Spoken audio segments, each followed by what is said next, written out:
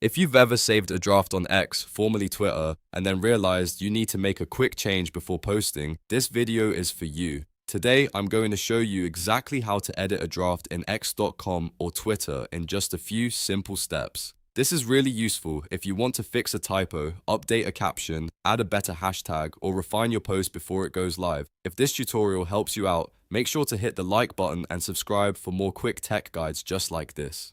Alright, let's jump in. First, open X.com or the Twitter app and make sure you're logged into the account where your draft is saved. Once you're on the main screen, look for the post button. On mobile, this is usually the plus or compose icon, and on desktop, it's the button that lets you create a new post. Tap or click. Post to open the posting menu. From there, look for the drafts option. This is where X stores any posts you started but didn't publish yet. When you open drafts, you'll see your saved draft list. Find the draft you want to change and click it to open. Once the draft opens, you can review the content and make your edits directly. This is where you can correct wording, remove text, add new text, or polish your post so it looks exactly how you want before publishing.